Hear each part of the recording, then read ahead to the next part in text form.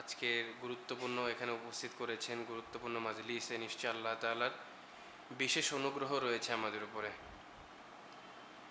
প্রিয় উপস্থিতি, এই সমস্ত দিনই যে মাজলিসগুলো নিয়মিত হয়, এগুলোর মধ্যে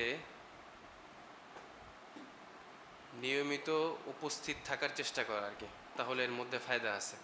সেটা যেখানেই হোক, এইখানে হোক বা অন্য কোথাও হচ্ছে, যেখানেই হোক, যেখানে এরকম দিনই কার্যক্রমগুলো প্রতি সপ্তাহব্যাপী মাসব্যাপী হয়, রেগুলার হয়, ওই ওয়াজ মাহফিলের মতো না যে বছরে একবার বা 1-2 বছরে একবার, এরকম না, বরং প্রতিনিয়ত মাসে একবার বা কমপক্ষে সপ্তাহে একবার যেই নিয়মিত যেই মাজলিসগুলো হয় এগুলোতে একত্রিত হওয়ার চেষ্টা করা। তাহলে এর মধ্যে ফায়দা আছে, কিছু নেওয়া যায়, কিছু হাসিল করা যায়, নিজের মধ্যে কিছু ধারণ করা যায়। এইখানে এই মাজলিসগুলার মূল উদ্দেশ্য কি?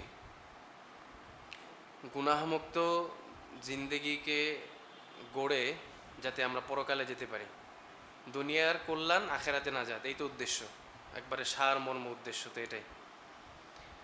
তো এই জন্য যারা এই নিয়মিত এই মজলিসগুলোতে উপস্থিত হওয়ার চেষ্টা করি, আলহামদুলিল্লাহ, তারা এই জিনিসটা আমরা ক্যালকুলেশন করতে পারি মূলত, যে আমরা কি কোন কোন জিনিসটা এই মজলিসগুলো থেকে আমরা গ্রহণ করতে পারতেছি, ভালোগুলো গ্রহণ করতে পারতেছি কিনা, খারাপগুলো বর্জন করতে পারতেছি কিনা, এই জিনিসটা ক্যালকুলেশন করা।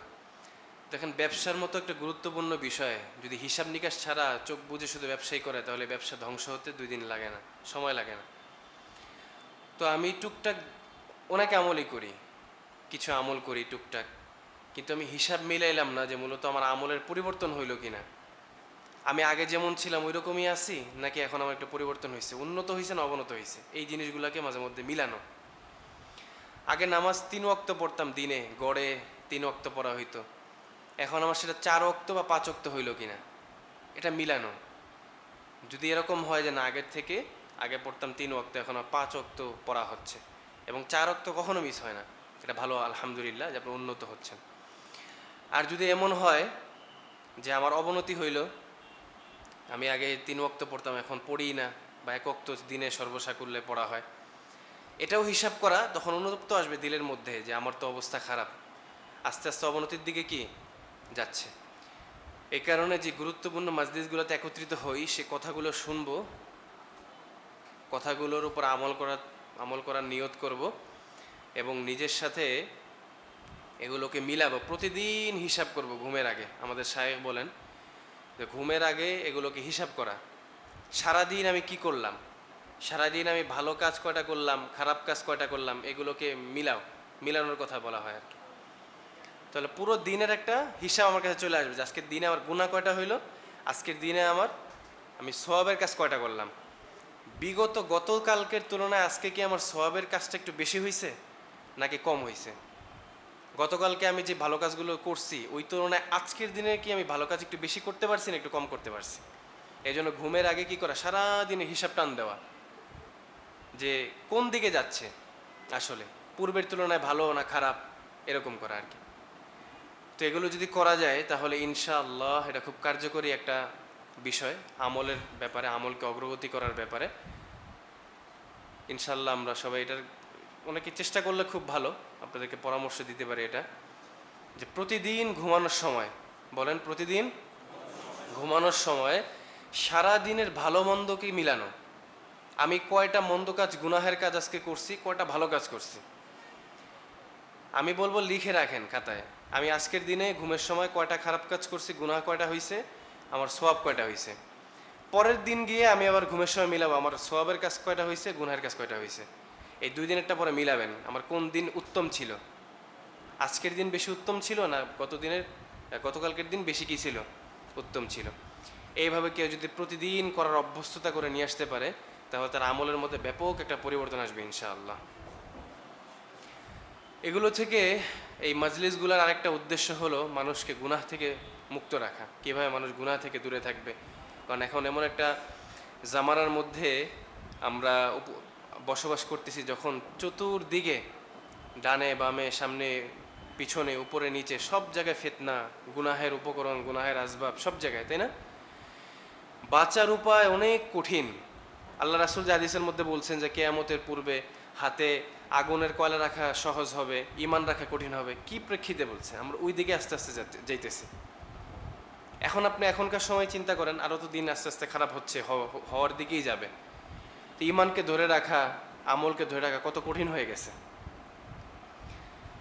আল্লাহু আকবার। এই জন্য আল্লাহ রাসূল হাদিসের মধ্যে বলছেন যে কিয়ামতের পূর্বে শেষ জামানায় যে আল্লাহ রাসূলের একটা হাদিসকে, একটা সুন্নাহকে আঁকড়ায় ধরবে, সে 100 শহীদের সওয়াব পাবে। আল্লাহ রাব্বুল আলামিন আমাদেরকে যাবতীয় এই ফিতনা ফাসাদ থেকে, গুনাহের উপকরণ থেকে আল্লাহ আমাদেরকে বাঁচার তৌফিক দান করেন। দেখেন, গুনাহ মূলত দুই প্রকারের হয়ে থাকে। গুনাহ কয় প্রকারের হয়ে থাকে? দুই প্রকারের। এক নাম্বার হলো কবিরা গুনাহ, এক নাম্বার, দুই নাম্বার সগীরা গুনাহ। এখন আপনাদেরকে যদি বলি কবিরা গুনাহ কাকে বলে আর সগীরা গুনাহ কাকে বলে। কবিরা গুনাহ বলা হয় যেই গুনাহের শাস্তি কোরআনের মধ্যে আল্লাহ রাব্বুল আলামিন নির্দিষ্টভাবে বলেছেন, বা যে গুনাহটা করলে আল্লাহ তাআলা এই শাস্তি দিবেন, কোরআনের মধ্যে এটা স্পষ্টভাবে আছে। যেমন ধরেন নামাজ, রোজা, এগুলো যদি কেউ ইচ্ছাকৃতভাবে ছেড়ে দেয় তার কি শাস্তি হবে সেটা কোরআনের মধ্যে আছে না? তো এগুলো মূলত কবিরা গুনাহ, যেগুলোর সুস্পষ্ট কোরআনের মধ্যে উল্লেখ আছে শাস্তির ব্যাপারে। আর সগীরা গুনাহ হলো এমন গুনাহ যেই গুনাহ কোনো নেক কাজের দ্বারা আল্লাহ তাআলা কি করে দেন, ওইটাকে মিটায় দেন, যেটার শাস্তির কথা কোরআনে কি নাই, উল্লেখ নাই, কিন্তু কোনো না কোনো নেক আমলের বদলে আল্লাহ তাআলা ওগুলোকে মাফ করে দিবেন। এগুলো মূলত কি? সগীরা গুনাহ। যেমন হাদিসের মধ্যে আসছে, যদি কোনো ব্যক্তি কোনো দ্বীনি মজলিস বা কোনো দ্বীনি কথা যেখানে হয়, আল্লাহ রাসূলের কথা যেখানে হয়, সেখানে যে উপস্থিত থাকে, তার পিছনের জিন্দেগির সব কি গুনাহ মাফ করে দিবে। কোন গুনাহ বুঝে থাকলে বলেন। তারপরে বলা হয়েছে যে কেউ যদি জুমার দিন দুরূদ শরীফের বেশি বেশি আমল করে, দুরূদ শরীফ যদি কেউ একবার পড়ে, তাহলে তার 10টা গুনাহ মাফ করে দেন, 10টা সওয়াব আল্লাহ তাআলা কি করেন, দান করেন। বুঝে থাকলে বলেন, আল্লাহ তাআলা যে বলছে, আল্লাহ রাসূল যে বলছেন 10টা গুনাহ মাফ করে দেন, কোন 10টা গুনাহ? সগীরা গুনাহ। সগীরা গুনাহকে আল্লাহ তাআলা এইভাবে কি করেন, কোনো না কোনো নেক আমলের দ্বারা মাফ করে দেন, কোনো না কোনো নেক আমলের দ্বারা কি করে দেন, মাফ করে দেন। আর কবিরা গুনাহ, এটা কি আল্লাহ তাআলা মাফ করেন না? কবিরা গুনাহ আল্লাহ রাব্বুল আলামিন মাফ করেন। তবে কবিরা গুনাহের জন্য খালেস নিয়ত প্রয়োজন, তওবার জন্য। আল্লাহ তাআলার কাছে যে আমরা তওবা করব, এই তওবার জন্য কি প্রয়োজন? খালেস নিয়ত প্রয়োজন। যেমন আমরা আলেমদের মুখ থেকে শুনলাম, কি শুনলাম? যে নামাজ না পড়লে কি শাস্তি হয়, রোজা না রাখলে কি শাস্তি হয়, এটা আমরা আলেমদের মুখ থেকে শুনলাম। শোনার পরে আমার মনে হলো যে আল্লাহ রাব্বুল আলামিন যে শাস্তির কথা কোরআনে উল্লেখ করেছেন, এই শাস্তি আমার শরীর বহন করতে পারবে না। এই শাস্তির ক্যাপাসিটি, এর ধার আমার শরীর বহন করার উপযুক্ত না। এই যে একটা ভয়, অনুশোচনা, এই অনুশোচনা থেকে যখন আল্লাহ রাব্বুল আলামিনের দরবারে আমরা খালেস নিয়তে তওবা করব, তখন আল্লাহ রাব্বুল আলামিন আমাদের তওবাগুলোকে কবুল করবেন। তখন ওই কবিরা গুনাহের তওবা কি করবেন? কবিরা গুনাহ আল্লাহ তাআলা কি করবেন? মাফ করে দিবেন। এখন সবচেয়ে গুরুত্বপূর্ণ একটা বিষয় হলো যে তওবা কবুল হওয়ার জন্য শর্ত হচ্ছে 4টি। এই 4টা শর্ত মেনে যদি কেউ তওবা করতে পারে, তার তওবা কবুল হবেই হবে ইনশাআল্লাহ। এই 4টাকে একেবারে মুখস্থ ঠুরস্থ করে ফেলবেন সবাই, যে 4টা কারণে, এই 4টা শর্ত নিয়ে আমরা তওবা করব, তাহলে আল্লাহ রাব্বুল আলামিন কি করবেন? তওবাকে কবুল করবেন। 1 নাম্বার, তওবা থেকে গুনাহ থেকে ফিরে আসা। বলেন 1 নাম্বার কি? গুনাহ থেকে ফিরে আসা। 2 নাম্বার হচ্ছে গুনাহের ব্যাপারে অনুতপ্ত হওয়া, অনুশোচনা বোধ হওয়া, নিজেকে অপরাধ বোধ মনে করা, অপরাধ বোধ নিজের মধ্যে নিয়ে আসা। এটা হচ্ছে 2 নম্বর শর্ত দোয়া তাওবা কবুল হওয়ার। 1 নম্বর কি? গুনাহ থেকে ফিরে আসা। 2 নম্বর গুনাহের ব্যাপার অনুতপ্ত হওয়া। 3 নম্বর ভবিষ্যতে আর কখনো এই গুনাহ করব না বলে প্রতিজ্ঞা করা, অঙ্গীকার করা। বুঝতে পারলেন? 3 নম্বর কি? ভবিষ্যতে এই গুনাহ আর কখনো করব না এই ব্যাপারে অঙ্গীকার করা। একটা ঘটনা বললে বুঝবেন, সার সংক্ষেপে বলি, সেটা হচ্ছে মুসা আলা নবীনা আলাইহিস সালাতু ওয়াস সালামের জামানায় দুর্ভিক্ষ দেখা দিল, বৃষ্টি হয় না, অনেক দিন বৃষ্টি হয় না সেখানে। আল্লাহ রাব্বুল আলামিন মুসা আলাইহিস সালাতু ওয়াস সালামকে পরামর্শ দিলেন যে খোলা ময়দানে গণতওবার আয়োজন করেন, কারণ আপনার উম্মতের অতিরিক্ত গুনাহ হয়ে গেছে, যার কারণে আল্লাহ রাব্বুল আলামিন বৃষ্টি দেওয়া কি করে দিয়েছেন? বন্ধ করে দিয়েছেন। তাদেরকে উন্মুক্ত মাঠে নিয়ে তওবার ব্যবস্থা করুন, তাহলে আল্লাহ রাব্বুল আলামিন কি দিবেন? বৃষ্টি দিবেন। তো এই পরামর্শ অনুযায়ী মুসা আলাইহিমুস সালাম তার উম্মতদেরকে নিয়ে খোলা ময়দানে আল্লাহর কাছে তওবার জন্য একত্রিত করলেন। দেখেন এখানে তওবার জন্য মুসা আলাইহিস সালাম আল্লাহর কাছে দোয়া করেছেন। যারা আহলে সুন্নাত ওয়াল জামায়াতের দাবিদার, যারা আহলে সুন্নাত ওয়াল জামায়াতের আকীদার দাবিদার, তাদের এই আকীদার একটা মূল নীতি হলো যে সমস্ত আম্বিয়ায়ে কেরাম নিষ্পাপ, মাসুম, তাদের দ্বারা কোনো গুনাহ কি হয় না? সংগঠিত হয় না। মুসা আলাইহিমুস সালাম তাহলে ওই আকীদা অনুযায়ী তার তো গুনাহ থাকতে পারে না কোনো, তিনি একজন রাসূল, জলিলুল কদর রাসূল। তাহলে সে যে তওবার ব্যাপারে আল্লাহ তাআলার কাছে কি করলেন? দোয়া করলেন, তাহলে সে কি গুনাহ করেছেন? না, সে কি করেছেন? এই উম্মতের হয়ে উম্মতের গুনাহের জন্য আল্লাহর কাছে কি করেছেন? দোয়া করেছেন। সবাই দোয়া করেছে সবার পক্ষ থেকে, কিন্তু বৃষ্টি হয় না। মুসা আলাইহিস সালাতু ওয়াস সালামের কাছে ওহী আসলো যে সবার দোয়া কবুল হয়েছে, শুধু একজনের দোয়া কবুল হয় নাই। কেন কবুল হয় না? ওই একজনের জন্য মূলত বৃষ্টি হচ্ছে না। তার দোয়া কেন কবুল হয় না? এই জন্য কবুল হয় না যে সে এখনো চিন্তা ভাবনা করতেছে ভবিষ্যতে সে গুনাহ করবে। হ্যাঁ, তার যেই গুনাহ হয়ে গেছে পূর্বে, সেই গুনার ব্যাপারে সে তওবা করছে, এটা ঠিক আছে, কিন্তু সে সামনে আরো গুনাহ করবে এমন একটা সংকল্প তার অন্তরের মধ্যে কি আছে। এই কারণে আল্লাহ রাব্বুল আলামিন এখনো কি করেন না? বৃষ্টি দেন নাই। যখন এটা মুসা আলাইহিস সালামকে জানানো হলো, তখন সে বললেন, ঘোষণা করলেন, ওই ব্যক্তি কে? এখন যখন এই হাজার হাজার লোকের মধ্যে একজন ব্যক্তির জন্য শুধু বৃষ্টি হচ্ছে না, ওই ব্যক্তি যদি চিহ্নিত হয়ে যায়, তাহলে তার অবস্থা কি হয়? তার মনের অবস্থা কীরকম হবে? সে কত ভীত সন্ত্রস্ত থাকবে। হাজার হাজার মানুষ খোলা ময়দানে বসা, খোলা ময়দানে দাঁড়ানো, সবার তওবা কবুল হয়েছে, শুধু একজনেরটা বাকি, এবং সেই ব্যক্তিটা আমি, সেই ব্যক্তিরা কি আমি। তখন কেমন হবে আমার কাইফিয়ত? যে সবার মাঝখানে আমি একমাত্র ব্যক্তি যার তওবা এখন আল্লাহর কাছে কি হয় না? কবুল হয় না। তখন ওই ব্যক্তি ওই রকম চিন্তা ভাবনা তখন করছে, ওই যে আমরা একটু নিজের মধ্যে উপলব্ধি নিয়ে আসি যে এরকম হইলে কেমন হইতো আমাদের অবস্থা, তখন সে আল্লাহ রাব্বুল আলামিনের দরবারে ওই ব্যক্তি এমন তওবা করেছে, আল্লাহ রাব্বুল আলামিন তখন বৃষ্টি দান করেছেন।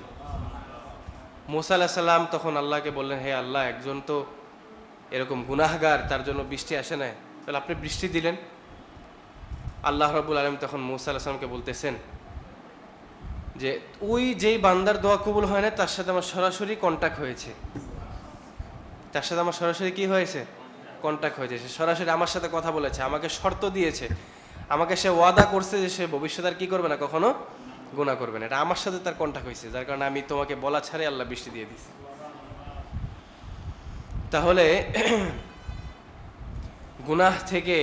গুনাহ থেকে বাঁচা বা তওবা করার জন্য, তওবা কবুল হওয়ার জন্য 3 নম্বর শর্ত কি?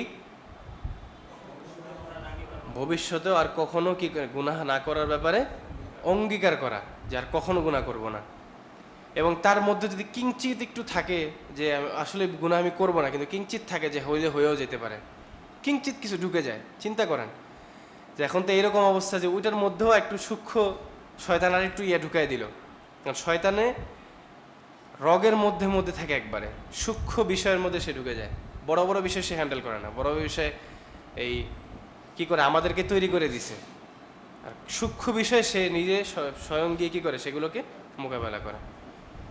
তো এই জন্য তার মধ্যেও সে ঢুকাই দিতে পারে। এই জন্য এটা খুব কঠিন একটা বিষয়। একেবারে খালেজভাবে ভবিষ্যৎ আর কখনো গুনাহ করবো না এই ব্যাপারে অঙ্গীকার করা খালেজভাবে এটা খুব কঠিন। আল্লাহ তাআলা আমাদেরকে তৌফিক দান করেন। একেবারে খালেজভাবে পূর্বে যা করছি তা থেকে তো মাফ চাইবই, ভবিষ্যতে যাতে আর কখনো গুনাহ কি না হয়ে যায়, এই জন্য আমরা অঙ্গীকার করে আল্লাহর কাছে দোয়া করব। 4 নাম্বার শর্ত কি? কোনো বান্দার যদি কোনো হক থাকে সেগুলোকে আদায় করে দেওয়া। কোনো বান্দার কোনো হক থাকলে আদায় করে দেওয়া। কেন এই শর্ত এখানে নিয়ে আসলো? উপরে 3টা শর্তই তো ঠিক ছিল, তাই না? গুনাহ থেকে ফিরে আসা, অনুতপ্ত হওয়া, অঙ্গীকার করা আর কখনো করব না। 4 নাম্বারটা বান্দার হক আদায় করা। কেন? কারণ আল্লাহ রাব্বুল আলামিন শিরকের গুনাহ ক্ষমা করে চাইলে ক্ষমা করতে পারেন, কিন্তু বান্দার হক আল্লাহ তাআলা কখনো ক্ষমা করবেন না ওই বান্দা ক্ষমা করা ছাড়া। এটা খুবই জটিল বিষয়। বান্দার হক অনেক গুরুত্বপূর্ণ একটা বিষয়। বান্দার হক এই জন্য আদায় করে দেওয়া। কোনো যদি বান্দার হক থাকে আমার উপরে, তাহলে আমি যদি এই অবস্থায় দোয়া করে আল্লাহর কাছে, উপরে 3টা গুণ আমার মধ্যে আছে, 4 নাম্বারটা নাই, আমার কাছে অনেকের হক আমি মেরে খাইছি, তাহলে উপরে 3টা গুণাবলী আমার মধ্যে পাওয়া গেলেও আল্লাহ আমার দোয়া, আমার তওবা কবুল করতে কি নাও পারেন। 4টা শর্ত পরিপূর্ণ থাকলে শিওরলি বলা যায় আল্লাহ তাআলা আমাদের তওবাকে কি করবেন? কবুল করবেন। কোনো বান্দার হক থাকা যাবে না। বান্দার হক এটা বান্দাই একমাত্র ক্ষমা করেন। আল্লাহ তাআলা এটাকে কখনো কি করেন না, কখনো ক্ষমা করেন না বান্দা ক্ষমা করা ছাড়া। এই জন্য বান্দার হকের ব্যাপারে আমরা অত্যন্ত সচেতন হব ইনশাআল্লাহ। আল্লাহ তাআলা আমাদেরকে বান্দার হক থেকে সচেতন থাকার তৌফিক দান করেন। আল্লাহু আকবার। এখন যে আলোচনাটা করতেছিলাম সেটা হচ্ছে যে গুনাহ মূলত কত প্রকারের হয়ে থাকে? কত প্রকার? 1 নম্বর কবিরা গুনাহ, 1 নম্বর কি? কবিরা গুনাহ। 2 নম্বর সগীরা গুনাহ। কবিরা গুনাহ এর সংখ্যা মূলত কতটি, এই ব্যাপারে এই সুনির্দিষ্ট কোনো তাফসীরবিদগণ যদিও না বলে থাকেন, তবুও একটা হাদিসের মধ্যে প্রখ্যাত সাহাবী আব্দুল্লাহ ইবনে মাসউদ রাদিয়াল্লাহু আনহু তিনি এই 70টার মতো বর্ণনা করেছেন। কয়টা? 70টা প্রাথমিক পর্যায়ে। এই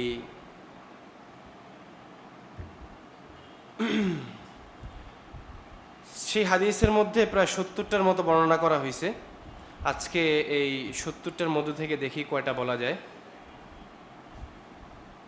যে কয়টা আজকে বলা সম্ভব হয় বলবো, বাকিগুলো ইনশাআল্লাহ অন্য কোনো আলোচনায় ইনশাআল্লাহ বলে দিব।